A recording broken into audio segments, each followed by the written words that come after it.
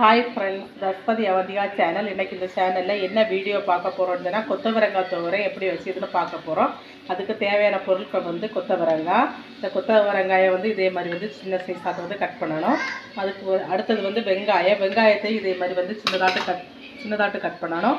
அதுக்கப்புறம் என்ன சொன்னால் வந்து அரைச்சி இதுக்கு தேவையான பொருட்கள் என்னென்னா வந்து கொஞ்சம் தேங்காய், 2-3 பச்சை மிளகாய், ஒரு இஞ்சி, வந்து இந்த சைஸில் வந்து ஒரு பூண்டு, கொஞ்சம் ஜீரகம், கொஞ்சம் மஞ்சள் தூள் போட்டு இந்த மாதிரி வந்து அரைச்சணும். இதே மாதிரி அரைச்சணும். அதுக்கப்புறம் என்ன செய்யணும் வந்து ஃபஸ்ட்டில் வந்து கொத்தவரங்காயை நல்லா தண்ணி விட்டு வேக வச்சோன்னா இதே மாதிரி இருக்கும். வேகும்போது இதே மாதிரி இருக்கும். அதுக்கப்புறம் என்ன செஞ்சுன்னா வந்து ஒரு சீனி சட்டி எடுத்து கடுகு போட்டு அதில் வந்து கறிவேப்பிலை போட்டு தாளிச்சிட்டு அதுக்கப்புறம் வந்து கட் பண்ணி வச்சுருக்கிய வெங்காயத்தை போட்டு வதக்கணும். வதக்கிட்டு என்ன பண்ணணும்னு சொன்னால் வந்து இதை அரைச்சி வச்சுருக்கிய தேங்காயை வந்து இதில் கொட்டணும். இதில் என்னெல்லாம் அரைச்சிருக்கீங்கன்னா வந்து 2-3 பச்சை மிளகாய், ஒரு வெளுத்துள்ளி, கொஞ்சம் இஞ்சி, அதுக்கப்புறம் கொஞ்சம் ஜீரகம், கொஞ்சம் மஞ்சள் தூள், அதுக்கப்புறம் இதை போட்டு நல்லா வதக்கணும். இந்த பச்சை வாசனை போகிற வரைக்கும் வதக்கிட்டு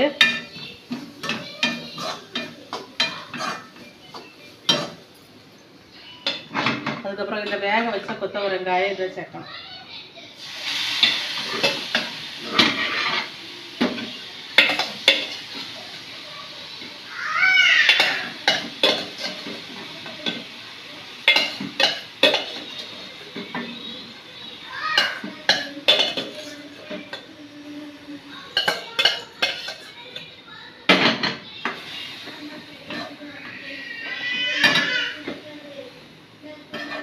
தண்ணி சேர்க்கக்கூடாது.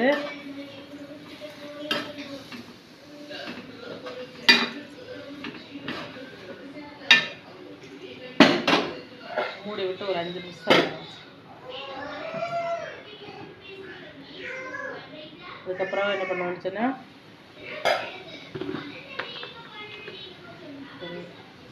3/4 டீஸ்பூன் உப்பு சேர்க்கணும்.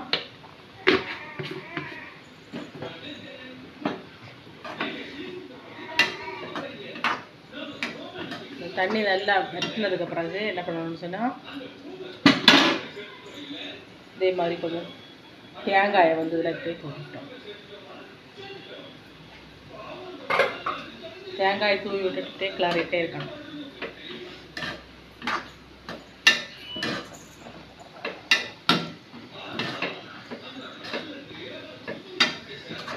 இந்த காய் வந்து சுகருக்கு வந்து ரொம்ப நல்லது.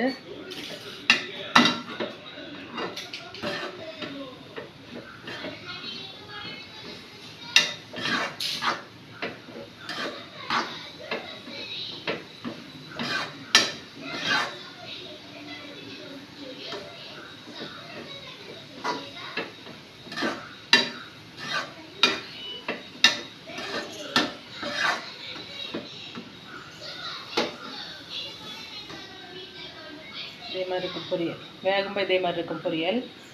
ஓகே ஃப்ரெண்ட்ஸ், இந்த வீடியோ பிடிச்சிருந்தால் லைக் பண்ணுங்கள், சப்ஸ்கிரைப் பண்ணுங்கள். தேங்க்யூ.